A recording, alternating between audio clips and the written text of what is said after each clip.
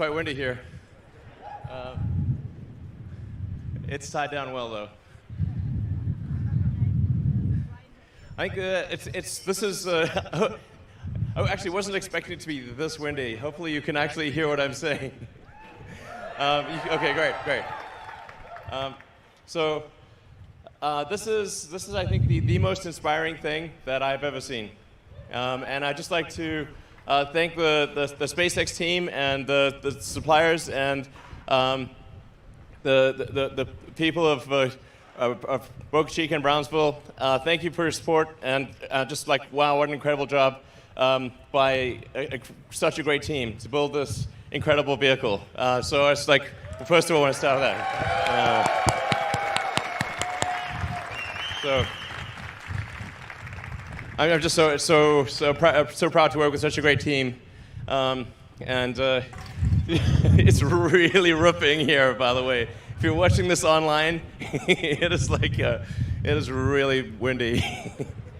The point of this presentation and this event is really there are two elements to it. One is to inspire the public, get people excited about our future in space, and get people fired up about the future. There are so many things to worry about, so many things to be concerned about. There are many troubles in the world, of course, and these are important, and we need to solve them. But we also need things that make us excited to be alive, that make us glad to wake up in the morning and be fired up about the future and think, yeah, the future is going to be great. And this space exploration is one of those things. And becoming a spacefaring civilization, being out there among the stars, this is one of the things that I know makes me glad to be alive. I think it makes many people glad to be alive. It's one of the best things. And this really, we're faced with a choice. Which future do you want? Do you want the future where we become a spacefaring civilization and are in many worlds and are out there among the stars, or one where we are forever confined to Earth? And I say it is the first. And I hope you agree with me. Yeah. So the critical breakthrough that's needed for us to become a spacefaring civilization is to make space travel like air travel.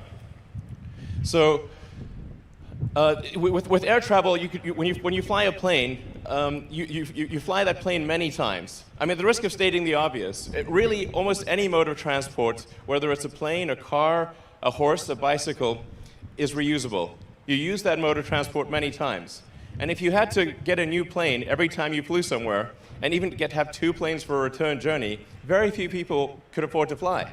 Or if you could use a car only once, very few people could afford to drive a car. So the critical breakthrough that's necessary is a rapidly reusable orbital rocket.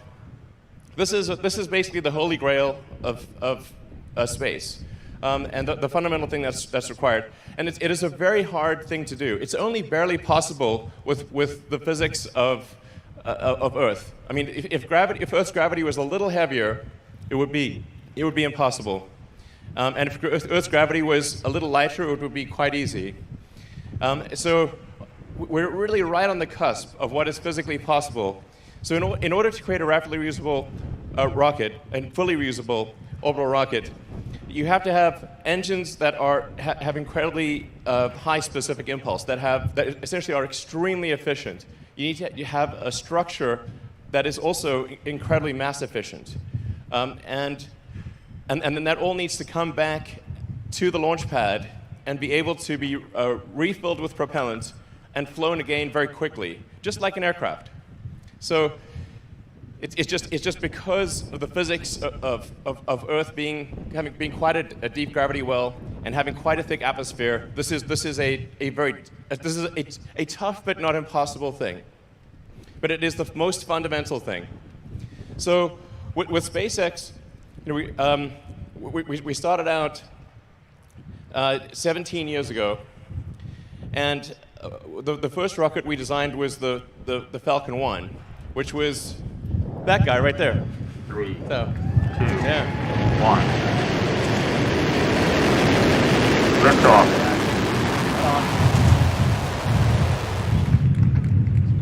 Stage separation.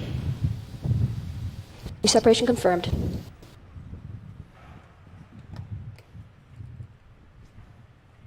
So Falcon 1, we thought, yeah, good old Falcon 1. We started off, we were very naive. In fact, the reason, I should say, the reason it's September 28th was September, this is the 11th anniversary of the first time SpaceX reached orbit. So 11 years ago today, SpaceX made orbit for the first time.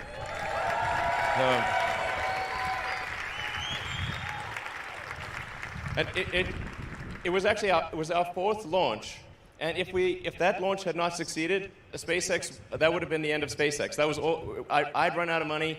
There were no more investors, and that would have been it. So if that fourth launch had not succeeded, that would have been curtains. But fortunately, fate smiled on us that day, and we made it to orbit. And I have great respect for anyone who makes it to orbit. That was a hard thing.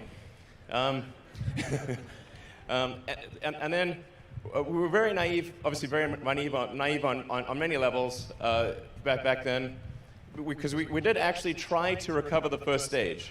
So the first stage had a parachute on it, and we thought, okay, we'll just pop the parachute when it comes back into the atmosphere, and then it'll land somewhere in the ocean. We'll go fish it out of the ocean with a boat. This does not work. So, and I actually remember getting mad at the parachute supplier. Like, yeah, your parachute didn't work. I'm like, no, it wasn't their fault. When the rocket comes in from space, it's coming in, that first stage is coming in like, Mach 10 to 12, and it hits the atmosphere like it's a concrete wall, and boom. So, you actually have to orient the rocket carefully. You have to have aerodynamic surfaces. You have to do an entry burn to slow it down. You've got to guide it through the atmosphere, and then do a propulsive landing. This took us many attempts, and we actually did like a video of a blooper reel of all the times we failed, which was a lot. I think it might have taken us like 14 attempts or something before we finally successfully landed the rocket. So. So if we go on to the next slide, we can take a look at. This is Grasshopper. That's actually Falcon 9.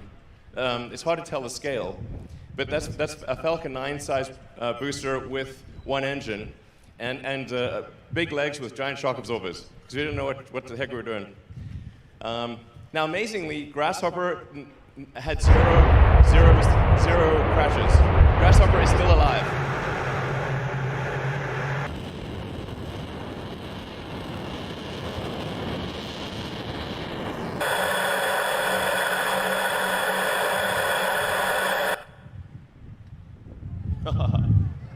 The cows are confused.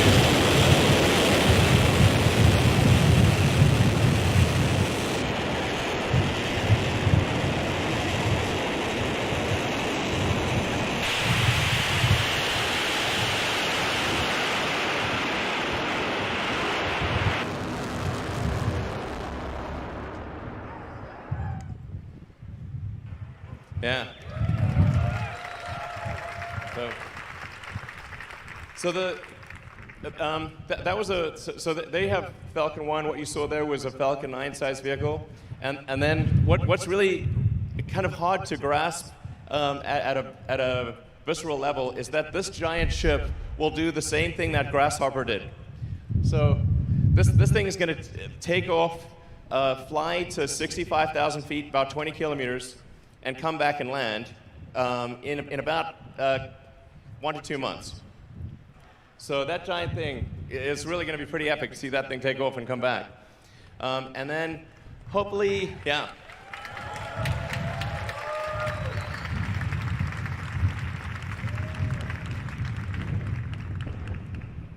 Yeah, it's wild. So now this is a quite radical. I'll talk about it later in the presentation. This is a quite a new approach to controlling a rocket, much more akin to a skydiver than a plane. But I'll talk about that later. So going from from Falcon 1 to Falcon 9 to Falcon Heavy, which we launched. Actually, the first launch of Falcon Heavy was only February of last year. So it's only been about a year and a half since the first Falcon Heavy launch, when we did 2 side-by-side booster landings. And it was like this video that was done by my friend Jonah.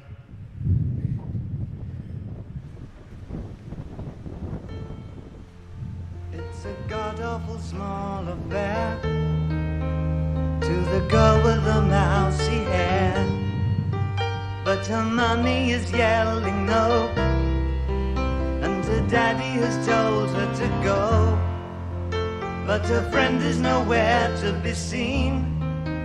Now she walks through her sunken dream to the seat with the clearest view, and she's hooked to the silver screen. But the film is a sad thing for she's lived it 10 times or more. She could spit in the eyes of fools if they ask her to focus on sailors fighting in the dance hall. Oh man, look at those cavemen go. It's the freakiest show. Take a look at the low man beating up the wrong guy. Oh man, wonder if you'll ever know who's in the best-selling show. Is there life on Mars?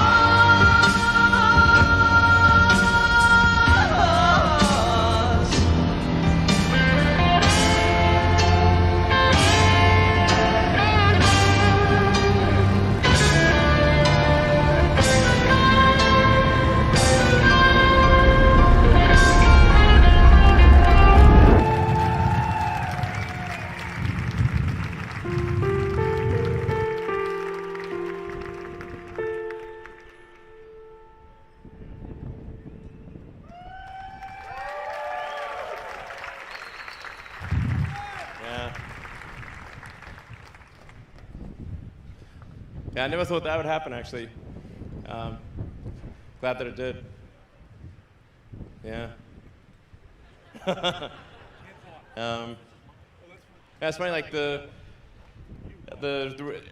you know, some people wonder, like, why do we have the Roadster with the astronaut, you know, Starman? And it was actually just came from a discussion of my friend Jonas. I was at his kitchen, and I was like, you know, normally when they do a rocket launch, they launch a rocket concrete, but that doesn't sound very inspiring. So, what do you think the most sort of fun thing is that we could launch? And he was like, well, why don't you just launch a Tesla? And that's a great idea. And there's yeah. And then another friend of mine, she said, why don't you put a tiny Tesla on the dashboard? So we put a tiny Tesla on the dashboard with a tiny Starman in the tiny Tesla. This is just to confuse the aliens in the future. They were like, what the heck is this? So, yeah, you know, just want something to capture the imagination, get people excited about space. So let's see, Starship. So this is, well, you can really see it right there, obviously. There's the picture, more rendering. It's about 50 meters, so, you know, sort of 165 feet or so. Yeah, so the ship, I think, actually, I noticed we have an error in our ship dry mass here. My apologies. I wish it was 85 tons. The ship dry mass would be approximately 120 tons. The initial Mark 1 prototype is closer to 200 tons, and in series production, I think it'll probably be about 120 tons. If we get really lucky, it might get down to 110. 99 would be super epic. But in terms of its usefulness, it'll be able to do about 150 tons with full reusability to orbit and back. So this is a very big number for full reusability. The very initial versions we're confident will do over 100 tons, but I think there's a clear path to 150 tons. And the cost of a fully reusable system is basically the cost of the propellant, which is mostly oxygen. This is 3.5 tons of oxygen for every 1 ton of fuel. So one of the advantages of this architecture over the Falcon architecture is that we actually use more oxygen per unit of fuel rather than less. So Merlin, or the Falcon architecture, is about 2.5 tons of oxygen for every 1 ton of fuel. This is 3.5 tons of oxygen for every 1 ton of fuel.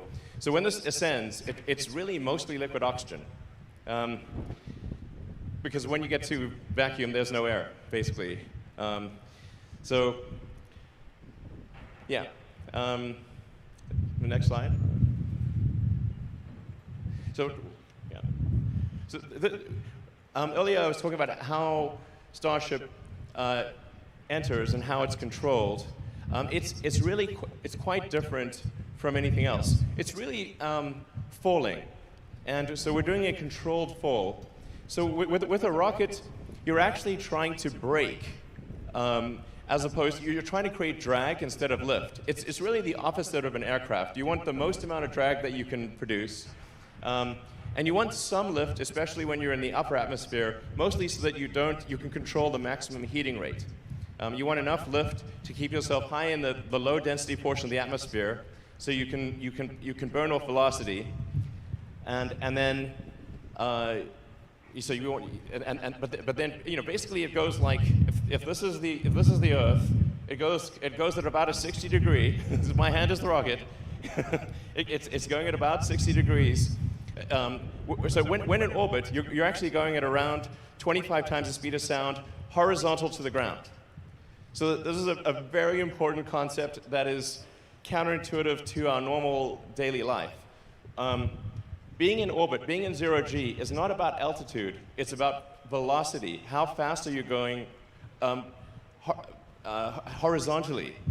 This doesn't, so when something's in orbit, it's zooming around the Earth so fast that the outward radial acceleration is equal to the inward acceleration of gravity, and then you have zero gravity. This is why you actually have zero gravity.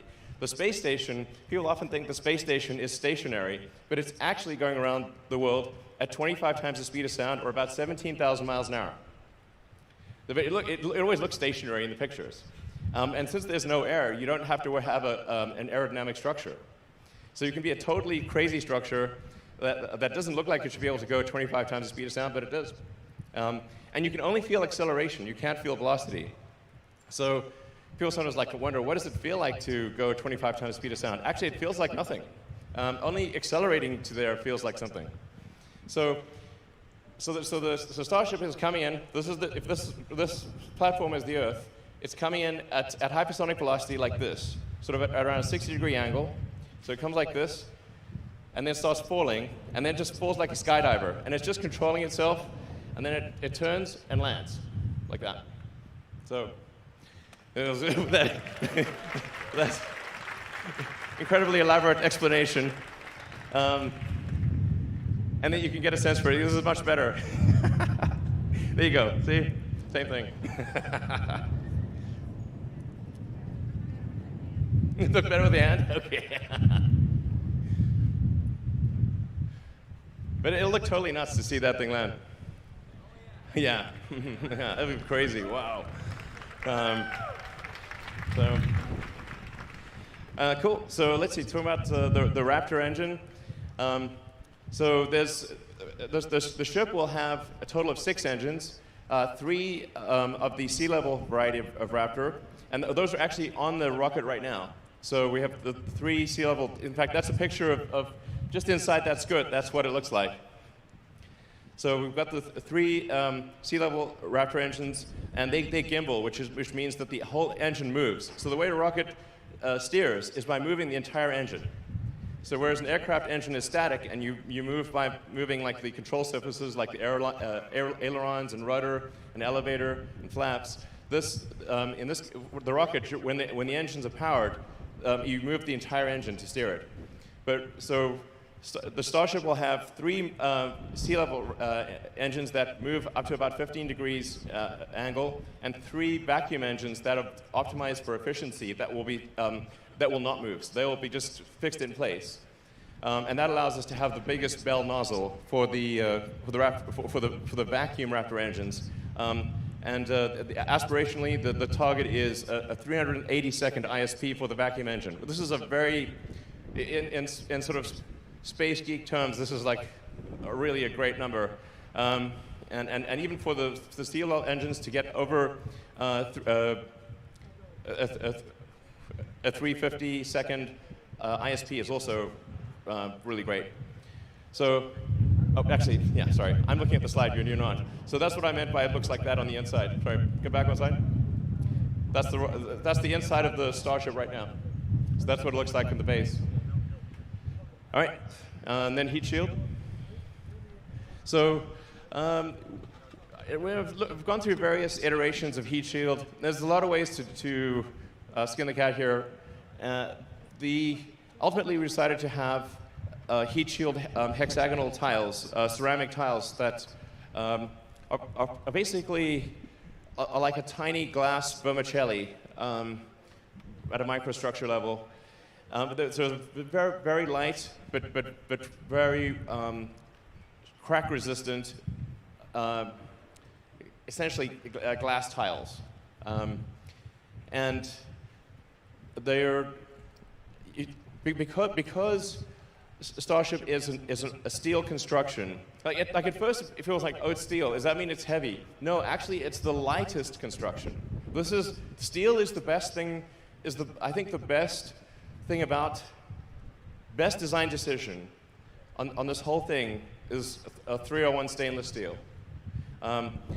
Because at cryogenic temperatures, a 301 stainless actually has about the same effective strength as an advanced composite or aluminum lithium. Unlike most steels, which get brittle at low temperature, 301 stainless gets much stronger. And if it's in the extra hard condition, meaning it's cold rolled to extra hard condition, it also gets way stronger. So its strength to weight ratio at cryogenic temperatures is equivalent or even perhaps slightly better than advanced composites or aluminum lithium.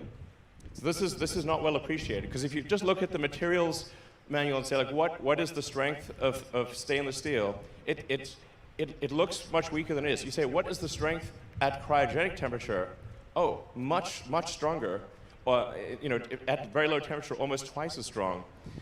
That's when it becomes better than carbon fiber or aluminum lithium. And there's another benefit. It also has a high melting temperature. So for a reusable ship, you're coming in like a meteor. You want something that does not melt at a low temperature. You want something that melts at a high temperature. And this is where steel is extremely good as well.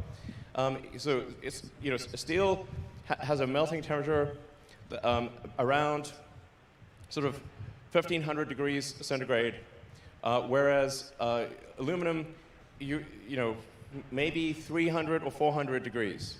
And same thing for carbon fiber, and that's really pushing it. This is having that much higher melting temperature means that you don't need any shielding on the leeward side of the ship when it comes in for entry. And the shielding you need on the windward side, the hot side, is massively reduced, because the thickness of the tile is actually, for a reusable system, is dependent on what back shell temperature, like how hot does the back of the tile that interfaces with the airframe get. And because the steel can take a much higher temperature, your heat shield, even on the windward side, is much lighter. The net effect is that a 301 stainless steel rocket is actually the lightest possible reusable architecture. Then it comes to cost. The carbon fiber we were using was $130 a ton. The steel is $2,500 a ton. Sorry. Yeah, 25. The $130,000 a ton versus $2,500 a ton. That makes much more sense. So it's $130,000 a ton for the carbon fiber, and $2,500 a ton for the steel. So the steel is about 2% of the cost of the carbon fiber. So it's a good thing we changed from carbon fiber to steel, by far. It was, and it's very easy to weld stainless steel. The evidence being that we welded it outdoors without a factory. So, yeah.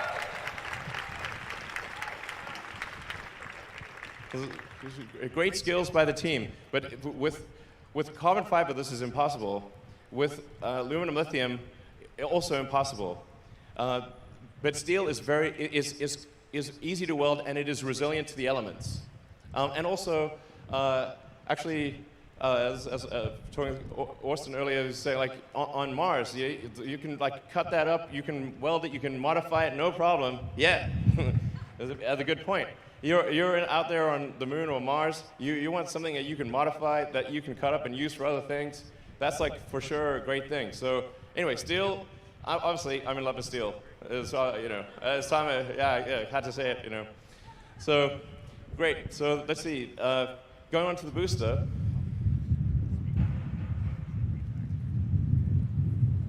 So the booster is designed to take up to 37 Raptor engines. I'm not sure if we'll go that high, but you can really, have 31. I think like the minimum number you'd want is, maybe around 24. But the booster is designed to be able to take multiple engines out. So you can actually add or subtract engines as you'd like. You basically just need a lot of force pushing up. Over time, I think you probably want around a 7,500 ton force rocket, which is about twice the thrust of a Saturn V, a little more than twice the thrust, and on a roughly 5,000 ton gross liftoff mass. So for roughly 1.5 thrust to weight.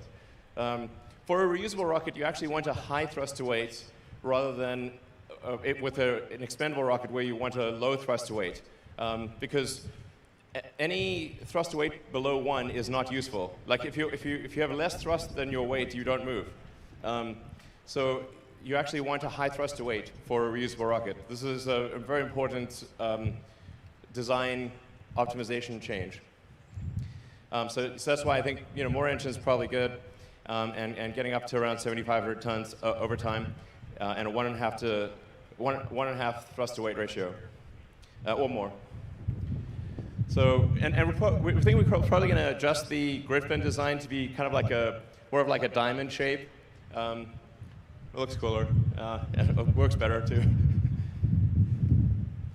And then the rear fins are actually just legs. So they're not needed for stabilization or guidance. They're essentially there for legs. All right, so let's go into some of the development testing. This is a Raptor firing.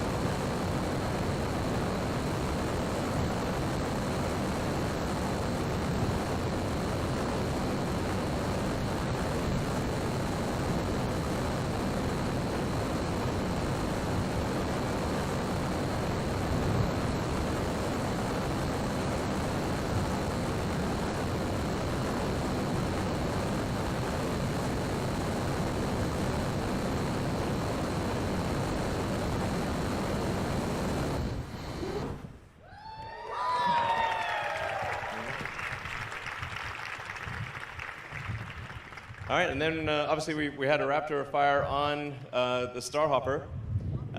Yeah. And it's kind of hard to see to appreciate scale, but it's the same diameter as Starship, and obviously it's just right over there. So it's kind of hard to tell if it's the size of a trash can or how big it is. But it's about the body diameter is about 9 meters or 30 feet, not including the leg span.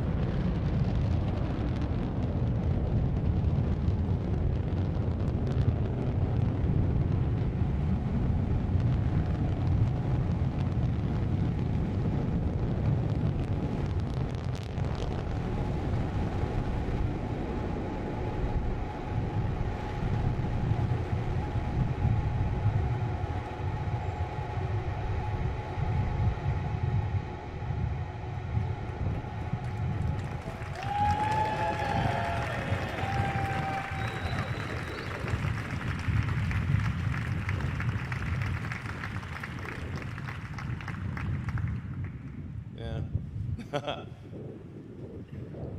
this gives you a sense of size. So the little pixels there, little pixels are a human. And then there's the Hopper next to it, the Millennium Falcon for comparison.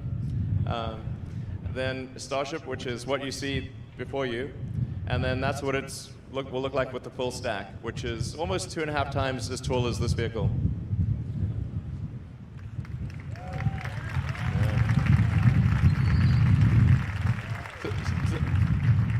This simulation will give you a sense of the scale of things.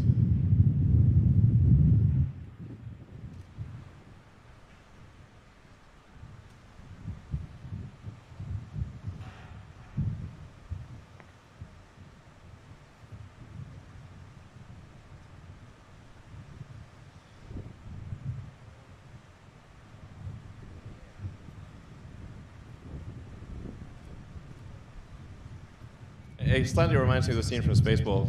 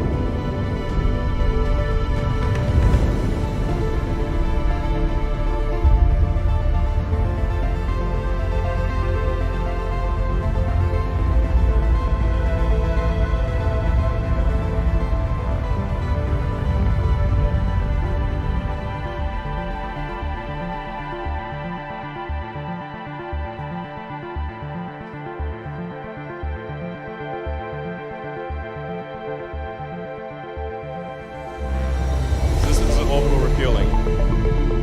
Orbital refueling is extremely important for getting to Mars and getting to the Moon. Or establishing a city, to establish a city or on the Moon or Mars. This is a vital step.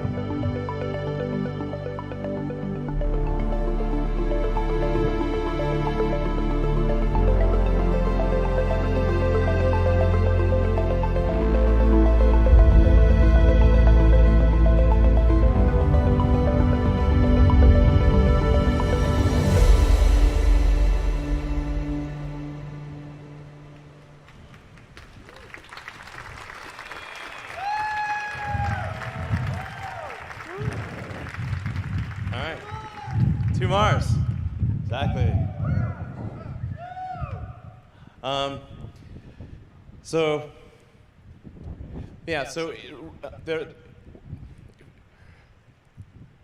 A rapidly reusable orbital launcher or rocket is, it says a rapidly reusable rocket is required for alliteration. For getting a breakthrough in cost of access to space, that you don't throw the rockets away every flight. But another key step is refilling on orbit, so that the Starship can get to orbit with, let's say, 150 tons of payload for the Moon or Mars or beyond, and then it can get tankered to fill up its propellant tanks, and so that it can depart from low Earth orbit with 1,200 tons of propellant. This is a very big thing, so that your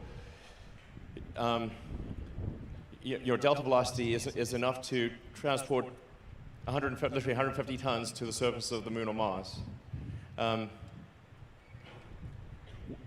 With full reusability and orbital refilling, which is essentially, the orbital refilling is actually a simplified version of what SpaceX does in docking with the space station. So it's actually harder to dock with the space station than it is to do orbital refilling.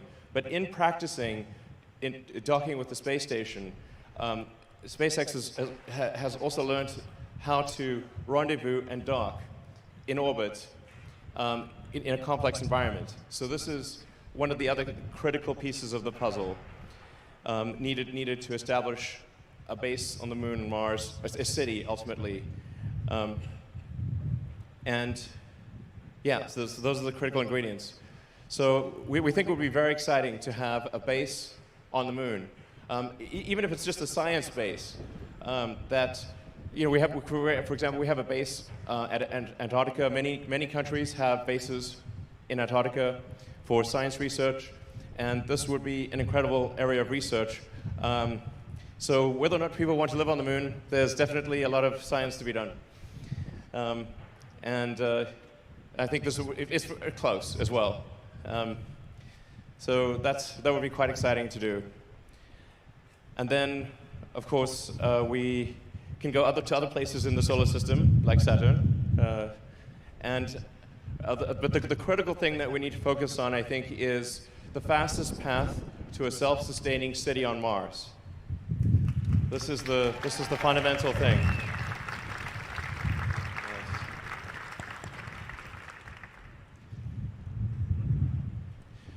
You know, as far as we know, we are the only consciousness or the only life that's out there. There might be other life, but we've seen no signs of it. You know, people often ask me, what do you know about the aliens and that? You know, I'm like, man, I tell you, I'm pretty sure I'd know. You know, if there were aliens, I have not seen any sign of aliens. So they're like, well, is the military hiding aliens in Area 51 or something? You know, that's a popular meme.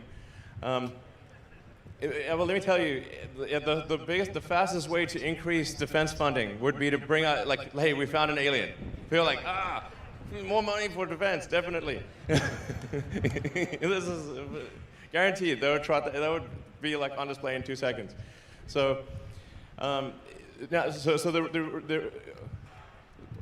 reality is, as far as we know, this is the only place, at least in this part of the galaxy or in the Milky Way, where there is consciousness. And it's taken a long time for us to get to this point. You know, according to the geological records, Earth's been around for about 4.5 billion years, although it was mostly molten magma for about 500 million years. So, but still, several billion years with at least bacterial life and multicellular life for several hundred million years. But here's the interesting part, like the sun is gradually getting hotter and bigger. And over time, even in the absence of global warming, man-made stuff, the sun will expand and it will overheat the Earth. My guess is probably, this is on human time scales, this is a long time, but there's only, you know, several hundred million years left. That's all we got, okay, several hundred million years. But thought of from an evolutionary standpoint, basically, if it took an extra 10% longer for conscious life to evolve on Earth, it wouldn't evolve at all, because it would have been incinerated by the sun. So what I'm saying is that it appears that consciousness is a very rare and precious thing, and we should take whatever steps we can to preserve the light of consciousness. And the window has been open. Only now, after 4.5 billion years, is that window open. That's a long time to wait, and it might not stay open for long. I'm pretty optimistic by nature, but there's some chance that window will not be open for long. And I think we should become a multi-planet civilization while that window is open. And if we do, I think the probable outcome for Earth is even better, because then, you know, Mars could help Earth one day. You know, and so I think we should really do our very best to become a multi-planet species.